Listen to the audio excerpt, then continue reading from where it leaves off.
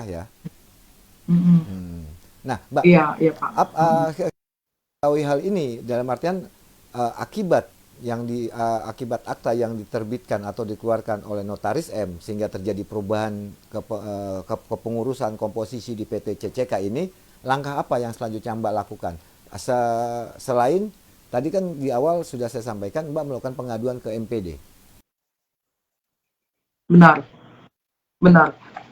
Jadi karena telah terbentuknya akta ini, banyak kerugian yang saya dapatin sampai adanya agenda Greti yang memasukin wilayah kerja kita.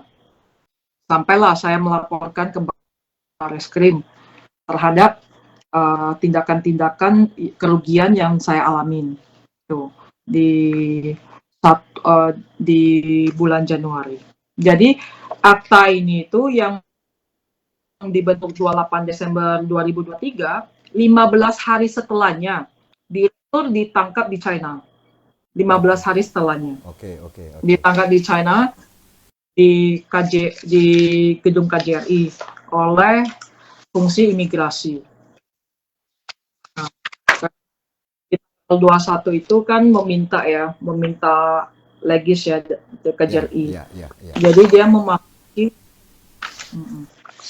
dia masuk di China, tanggal 21, masuk di China tanggal 21, dan tanggal 21 juga adanya stempel ya, Ya, stempel ya. stempel Oke, apostil. oke. Uh, Nah, pertanyaan saya gini, Mbak. Setelah Mbak mengetahui ini, kemudian tadi Mbak sudah ceritakan runtunan proses RUU PSLB dan sebagainya, langkah selanjutnya nih Mbak, apa yang Mbak akan lakukan terhadap Notaris M ini yang mengakibatkan dari lahirnya atau dibuatnya akta perubahan atau akta berita acara RUU PSLB yang mengakibatkan Mbak mengalami kerugian? Apa langkah selanjutnya Mbak yang Mbak akan lakukan? uh, Kami memohon ya kepada pihak majelis untuk memberikan keadilan dan pengawasan kepada notaris yang memakai kekuasaan dia, kan, karena dia mempunyai jabatan notarisnya, dia memakai wewenang dia melanggar kode etiknya, dia melanggar larangan notaris sampai adanya kerugian yang yang dialami oleh saya sebagai komisaris utamanya. Oke. Jadi kerugian itu bukan hanya bersifat material, tapi immaterial juga banyak sekali yang karena dibentuknya alta ini. Gitu. Jadi saya memohon ya kepada pihak majelis kan menindaklanjutin menindaklanjutin peristiwa ini kan, dan memberikan tanggapan yang sangat cermat ya kan, karena seperti yang saya baca dari saya selalu menjunjung tinggi ya Menkumham. Saya menjunjung tinggi akan adanya Menteri Hukum dan HAM di tanggal 7 Juni 2024, okay, kan, Menteri Hukum dan HAM Pak Yasona meminta Majelis Pengawas dan Majelis Kehormatan Notaris agar tidak segan menindak notaris-notaris nakal. Karena notaris-notaris nakal ini kan membuat saya saya traumatik. Saya ini pemilik dari perusahaan. Okay. Saya ini adalah seorang ibu. Ya. Anak saya masih baby. Di saat itu masih umur 1 tahun, yang paling besar umur 3 tahun. Okay. Bapak bisa melihat posisi saya yang lagi meminta bantuan kepada Notaris M untuk menghentikan grup ini. Posisi saya itu lagi parah banget. Yeah, yeah. Malah saya dipaksa hadir. Saya hadir dalam grup itu. Okay. Saya diusir.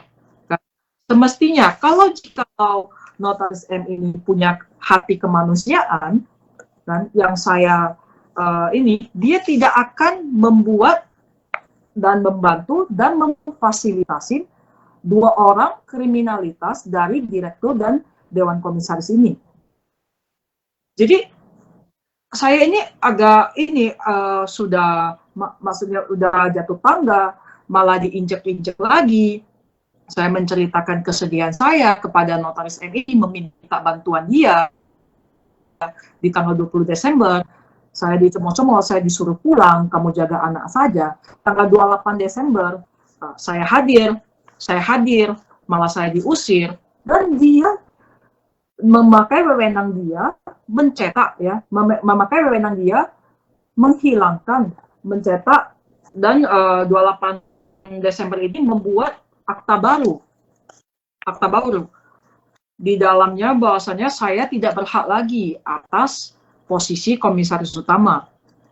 Gitu. Jadi saya memohon ya kepada bapak-bapak MPD, MPW, MPP, mohon menindaklanjutin peristiwa yang terjadi terhadap saya. Dan karena saya telah melakukan berbagai upaya untuk pencegahan dan berbagai upaya, banyak kerugian yang telah saya alami. Semoga pengaduan saya ya ada telah di dalam, kan pengaduan saya diterima dan ditindaklanjuti. Semoga notaris ini bisa disidang, ya, tidak dapat perlindungan oleh MKN, ya, kan? Karena notaris ini, saya nggak tahu apakah dia preman, apakah dia mungkin saja bukan saya saja korbannya, mungkin. Ya paham, Mbak.